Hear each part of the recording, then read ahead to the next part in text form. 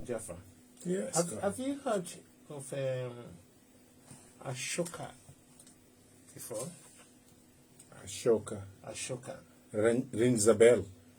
Okay, this is just like a group or organization founded in 1980 by Bill Drayton. And By who? Bill Drayton. Mm-hmm.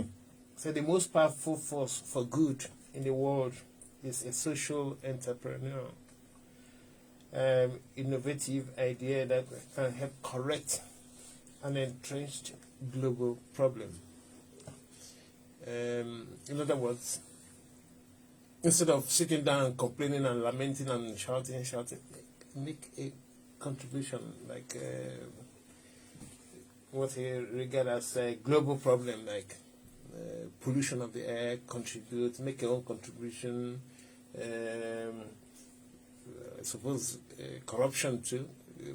Blow whistle when you see one. Mm-hmm. And all this. So, I mean, there's an organization. Effectively, we have them all over the world. You have one in Africa, one in Europe, Asia, and everything. I mean, just a question of interest. If you want to go and look it up, it's Ashoka. Okay. Ashoka. Yeah. You have Ashoka Africa, you have Ashoka Europe, Ashoka Asia. So it's sometimes when you feel positive activism. Exactly. When you feel depressed about the calamity in the whole world, and you ask questions, you don't know where to get positive answers from. So if you just log on to Ashoka, you might have a lead into what you can personally contribute to global problems. Maybe if it's like a hunger, what can you contribute? How do you stop hunger? How do you feed people that, like, for instance, Ukraine citizens being displaced? What contribution are you making to mankind? Instead of like shouting and blaming people, and I think that's a positive. I just thought I would bring that into public realm, as it were, or domain, as it were. Okay, because thank you very much, because this is obviously we keep on talking about the problems that the world faces right now. So it's only fair that also there are other groups somewhere, people are doing something about it, positive about it. They say Why not? The Sanskrit, it's a Sanskrit word, means active absence of sorrow. Okay. That is what Ashoka means. Okay. So it is, you can go and look it up on the internet and whatever, and see whether you want to be part of this organization in your own little way. When you empty your bottle of milk, plastic, just don't throw it in the wrong bin. That is a little contribution you can make. When you maybe consider that other people are starving all over the place, you don't gut your face with food.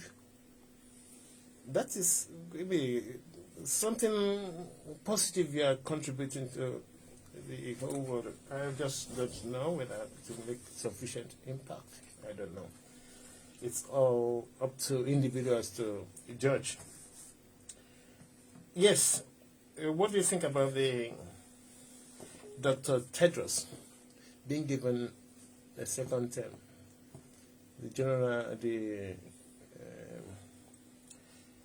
The guy in charge of WHO, General Secretary of World Health Organization. No, I think he deserved. I think he handled himself very well in this most of difficult.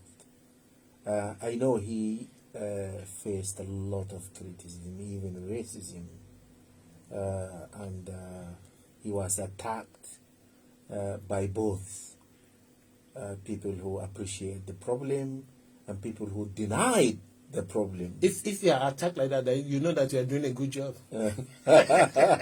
On both sides, yeah. Yeah.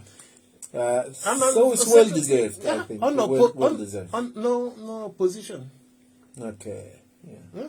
I think he handled it unanimously very well. elected, Yeah. except for second term. And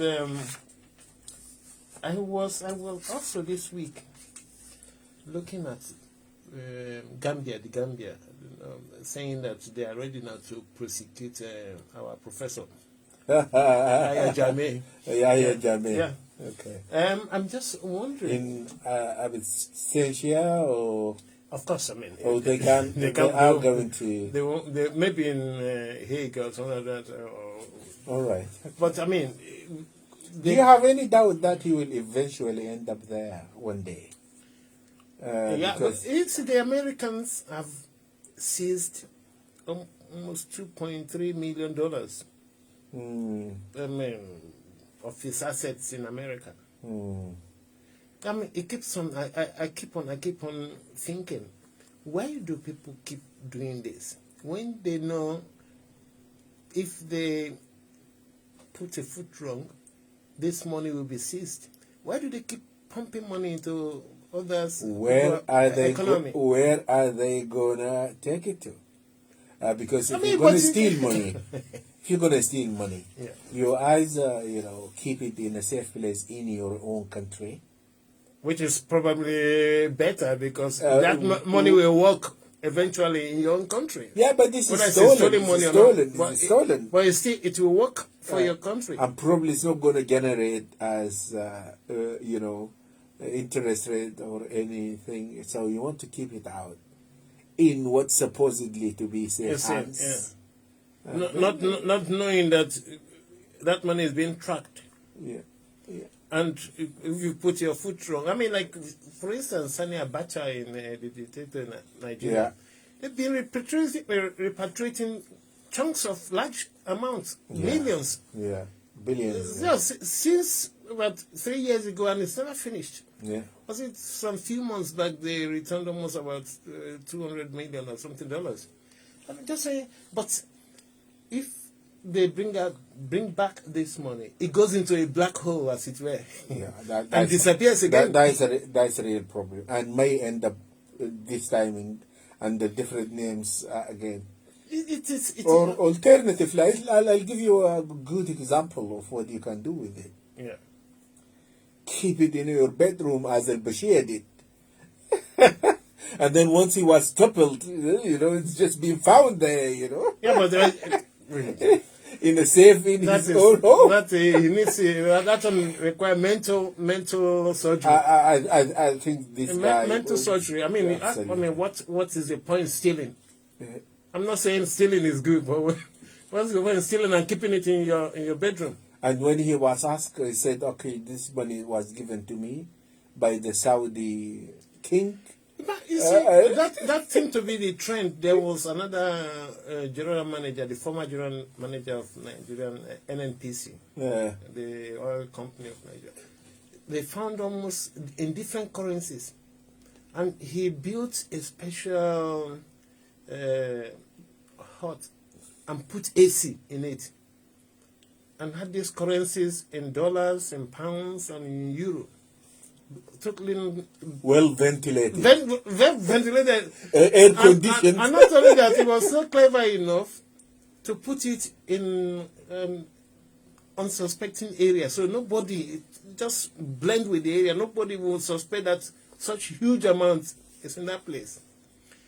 And because of whistle blowing, they traced the money there and they opened the place. Well, anyway, when they took him to court, he was saying, just as you mentioned now, that the money was given to him by his friends.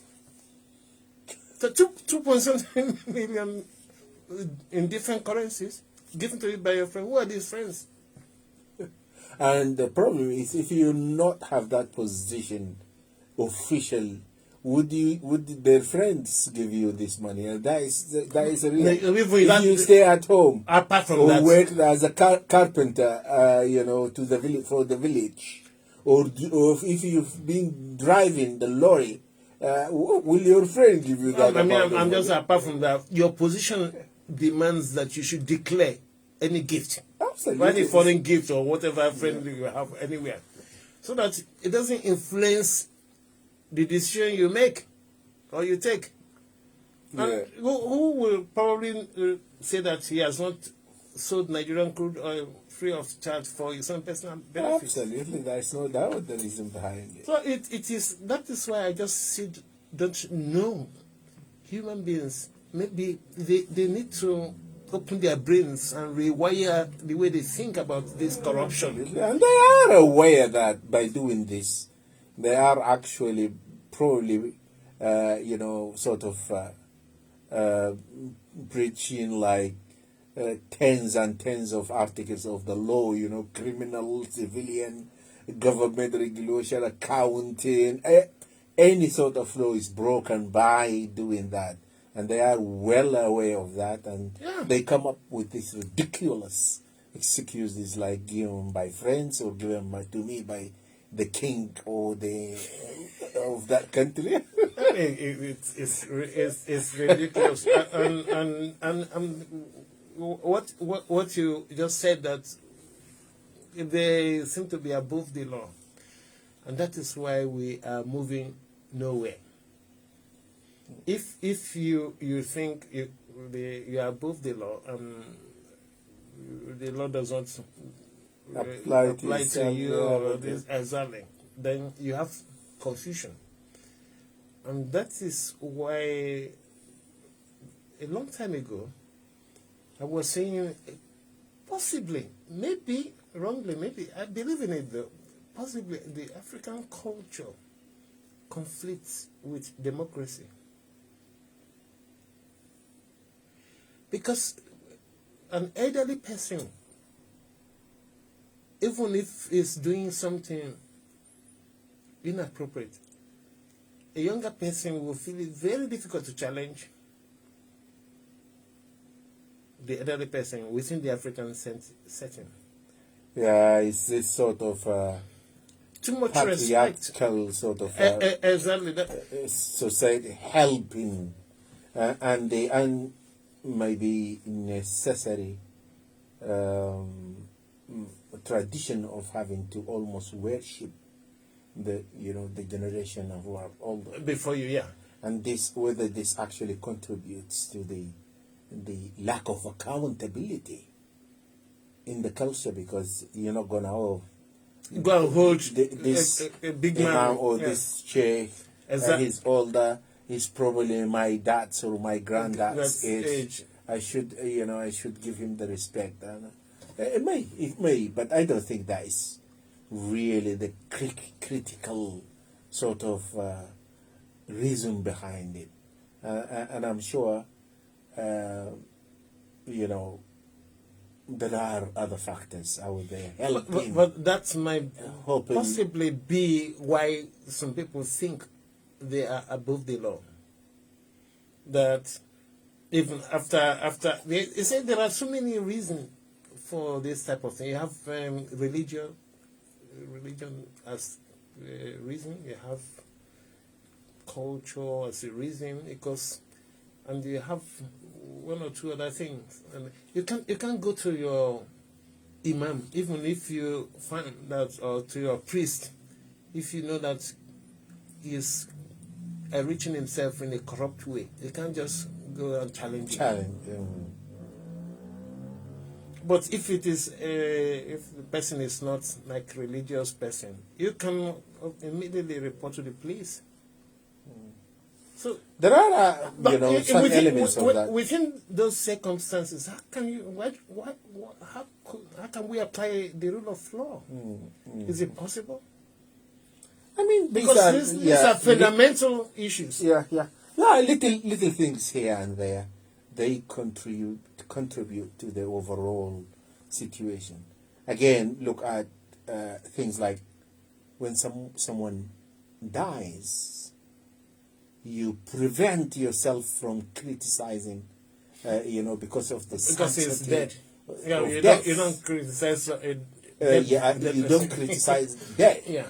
At the same time, it will be a good lesson if you objectively, you don't have to insult anyone, but if that person was corrupt and contribute to your destruction of your economy, your society, I think overall criticism and evaluation we make, we say, no, this man is dead. God bless him, but he had contributed negatively to our well-being. So why can't we say this? Because again? I mean, The cultural, the regard countries yeah. regard the dead as sacred, Yeah, exactly. which is Yeah, a mixture of religion and African tradition may contribute. Could this be, because I've been thinking about this, when they say maybe with the leaders' head or mind need to be spiritually rewired to think. Do you think, like, why would someone in their stupid mind think that they can get away with stealing up to about 80 million naira, about some millions of dollars? But they do this knowing that, or thinking that they will get away with it. What do you want to do with that amount of money? You see, but I don't know whether they question themselves, because eventually I will relate what we are talking about to Nigerian situation, but not now. But generally, let's just what do you think is in their mind when they're doing this? Apart from saying that nobody will catch me. Yeah, I think I can only speculate this because I've never been in that situation. Who knows? Who knows? Oh, you mean I may be? Is it like Nigeria will say, oh, because everybody is shouting because they are not in the position of being a thief.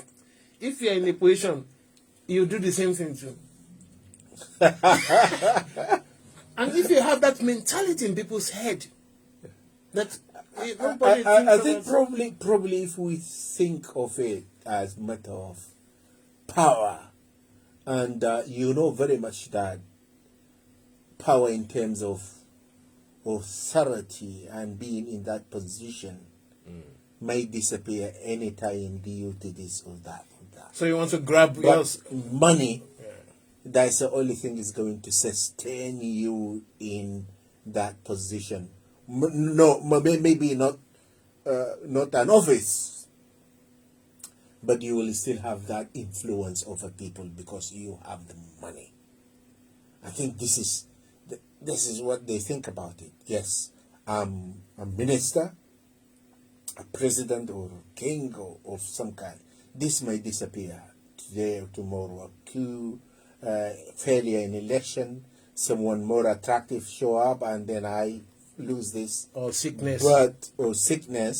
But money is the only thing that will keep me in, because in control. It's intoxicating. Power is intoxicating, and addictive. But this world, we are not living alone in this world. We'll see how people use money to develop their society, their community, their country. Because your country will outlive you.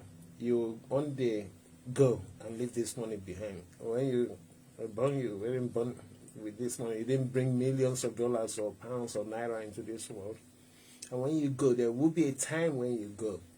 Because you don't, that's the beauty of time, because you don't know when the time will arrive. You leave all this.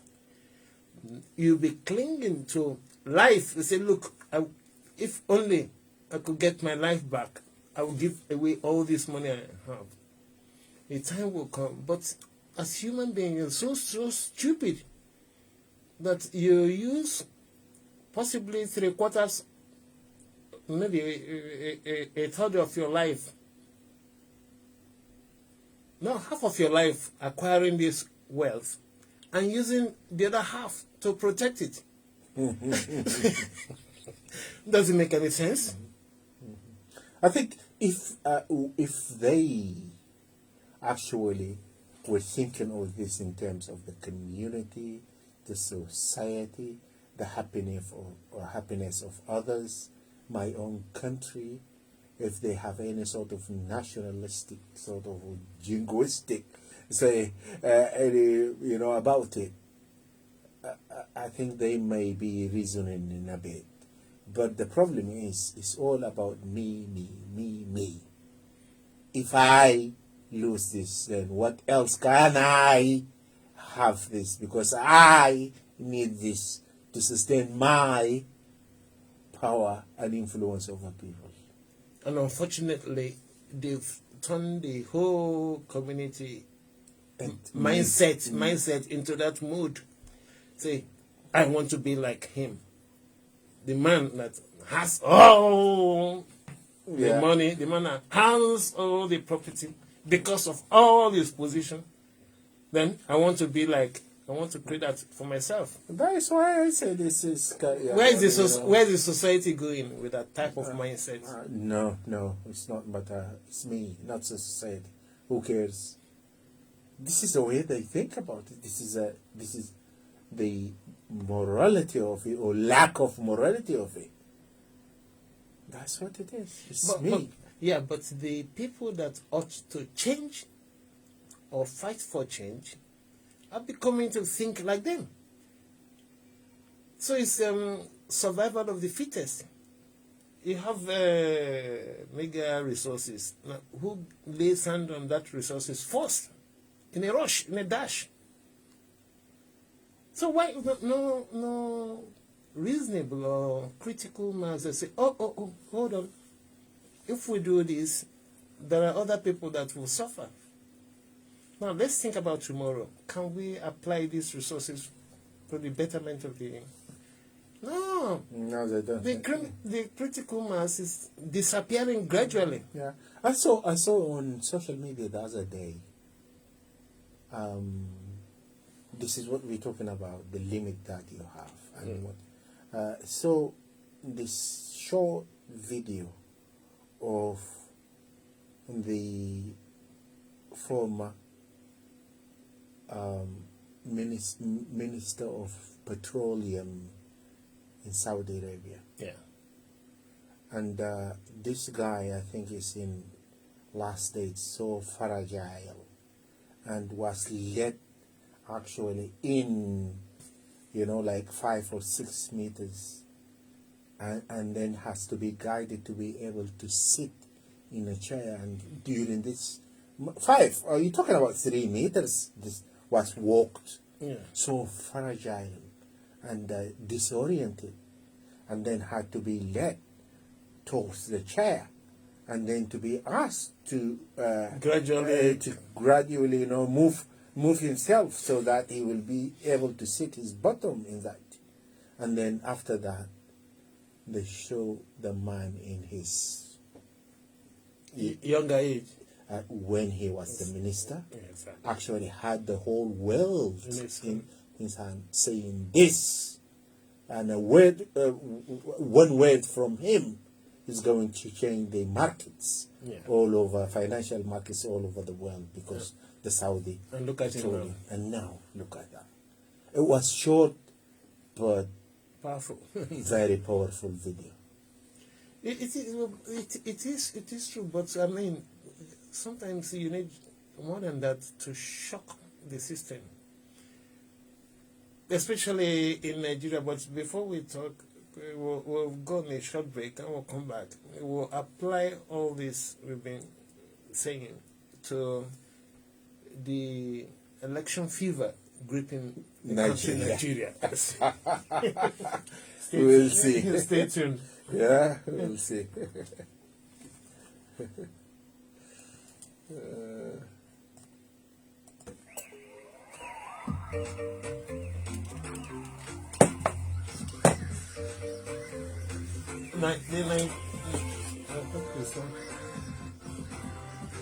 The Nigerian phone, you will not build. Anyway, I will get there anyway. We'll get there. You can go for your coffee now, because I will. Yeah.